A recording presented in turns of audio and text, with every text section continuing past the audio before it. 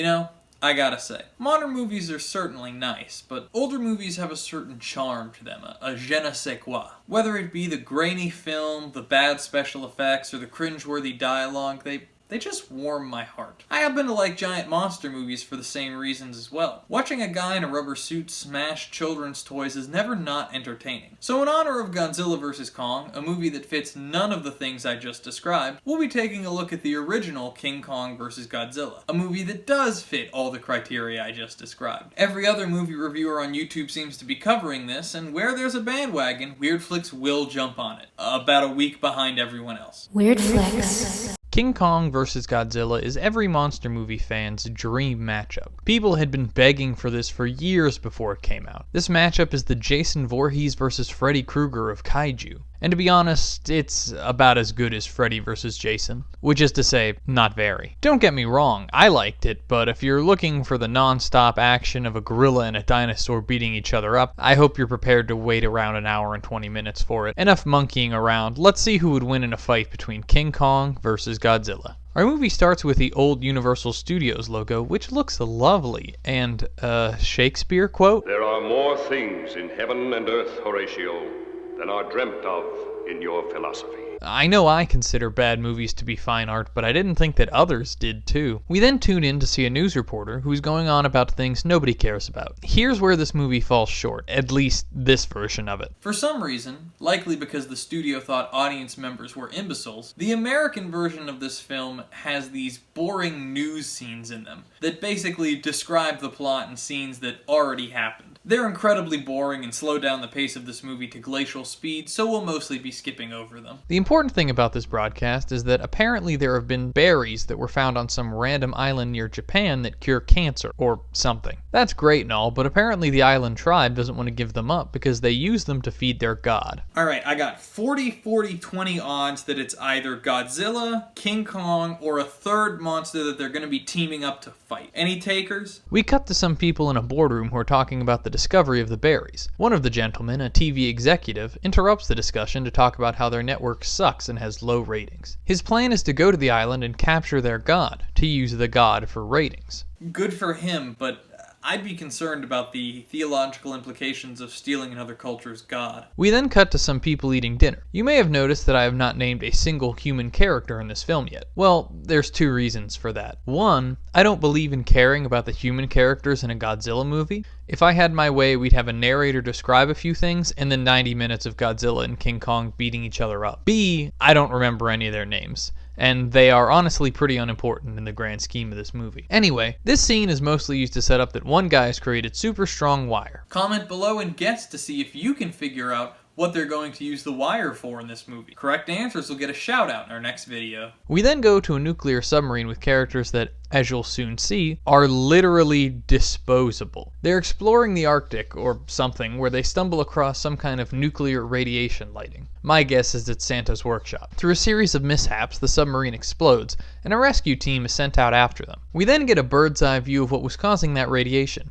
and it's none other than Big G himself, freeing himself from his frozen prison. Why was Godzilla trapped in an iceberg? That's a great question. Here's the answer. I don't know. From a distance, this Godzilla suit doesn't actually look too bad. Unfortunately, our view is cut short to make room for another boring news segment where they say Godzilla's rampaging around the countryside and they might nuke him. Don't they know that will only make him stronger? It's like they've never even seen a Godzilla film before. We get to see Godzilla rampage a little and it's quite nice. See, now this is the stuff I came here to see. We then get to meet our comic relief, two dudes who have been sent to the island to look for the berries, and the islander's god. We get this classic scene of them attempting to communicate with people who don't speak their language.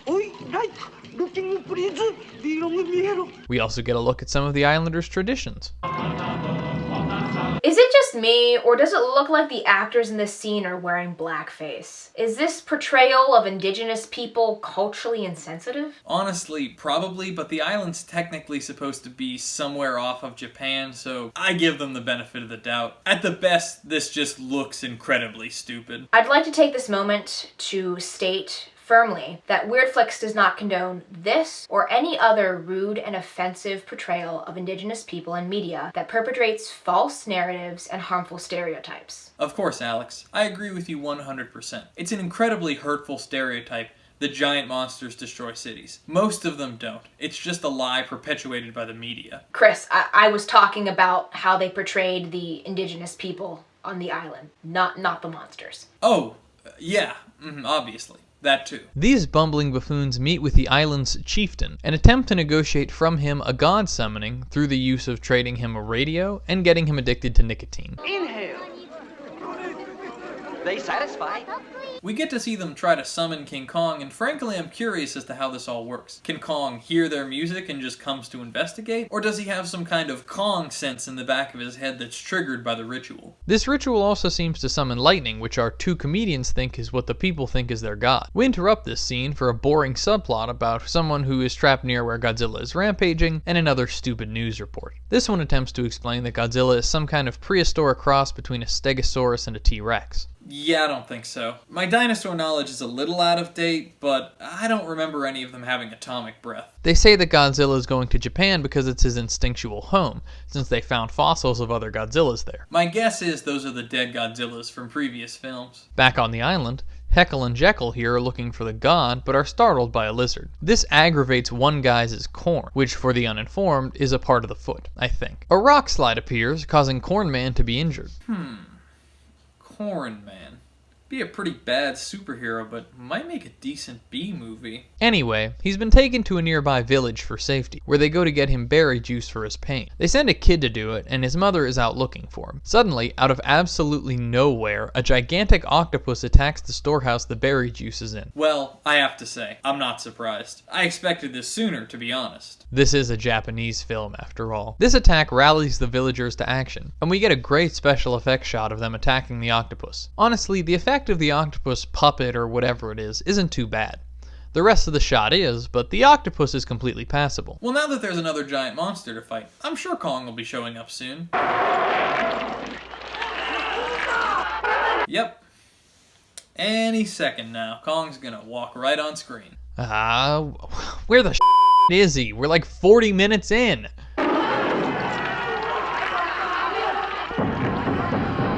Finally. You think the guy who's got top billing on the box would have shown up sooner, but whatever, I'm just glad to see him. Kong decides to handle this fight as a distance, until he doesn't for some reason, and the octopus gets up close and personal with him. I never thought I'd see a monkey wearing an octopus for a hat. Kong beats up the octopus, and the villagers placate him with dancing and a lot of berry juice. Kong seems to be a little bit of a lightweight, as the berry juice puts him right out. After all the excitement, we of course have to balance it out with another boring news segment. This time they're giving us details on Kong. Apparently there's some legends about giant gorillas, but that sounds like bullshit to me. I study mythology a lot, and unless they're talking about Bigfoot, I've never heard anything about giant gorillas. They also give us the lowdown on the stats for the fight. Godzilla is apparently mad dumb and has a tiny brain. Meanwhile, Kong is a thinking man's monster and has a huge skull. They are also apparently instinctive rivals, which makes sense. I can't count how many times I've seen gorillas and lizards fight. Back with our comic relief, we see that they've somehow managed to get the drunk Kong on a raft. Stop! Don't. That's dynamite.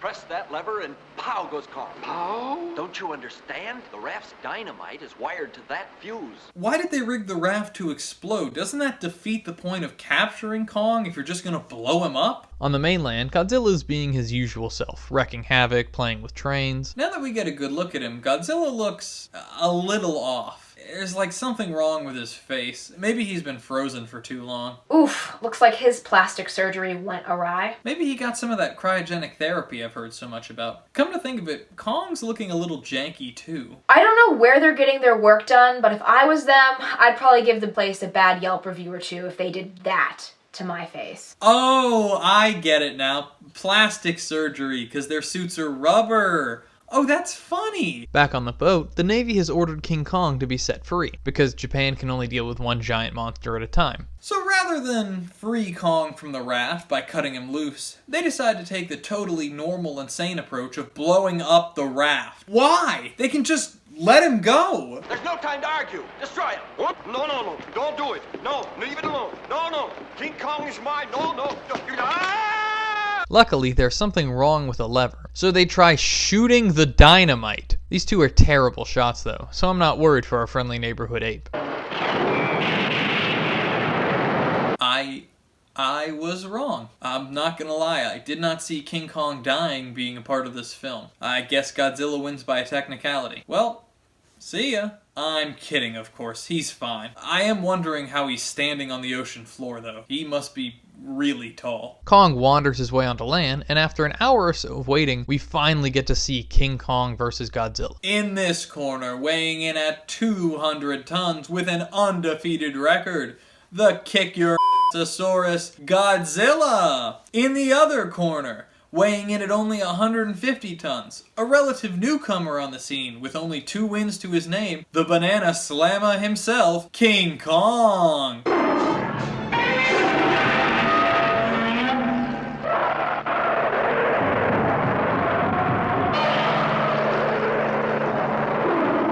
Unfortunately, this fight turns out to be relatively anticlimactic. Kong throws some rocks at Godzilla and gets a little atomic breath for his troubles. Then he just walks away. Well, that sucked. So now the military has to work out a plan to defeat Godzilla, which involves luring him into and then blowing up a hole. As you can see, the military got their finest Tonka toy trucks working on it. They managed to actually lure Godzilla into the pit. Well, lure is a little generous. He just kind of stumbles into it.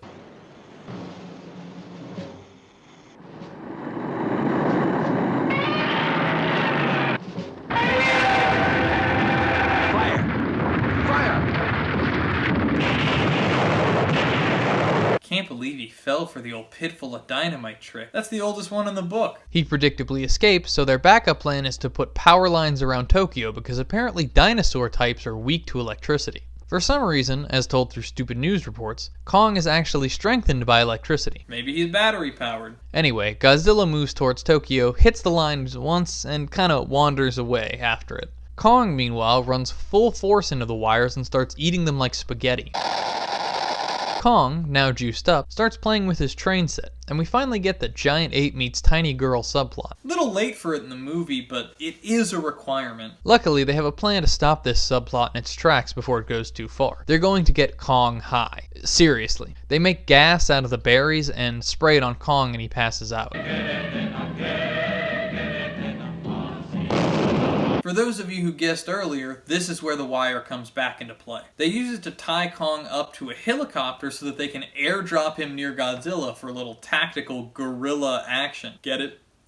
Gorilla. After an hour and a half, we finally get to the climactic battle. And honestly, it's kind of worth it. Just take a look at this action.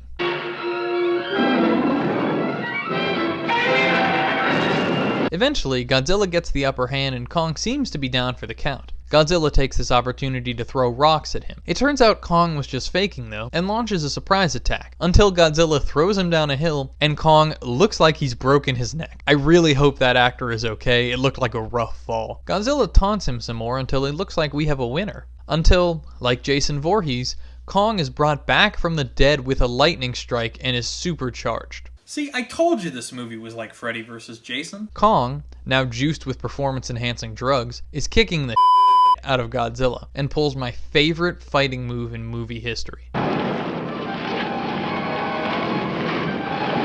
This scene was the only reason I wanted to review this film. Kong and Godzilla destroy what appears to be a World Heritage Site and dive off a cliff together, where they splash so hard they cause an earthquake. A few minutes later, Kong rises from the depths and Godzilla is nowhere to be found. It looks like we have a winner in the battle of King Kong versus Godzilla.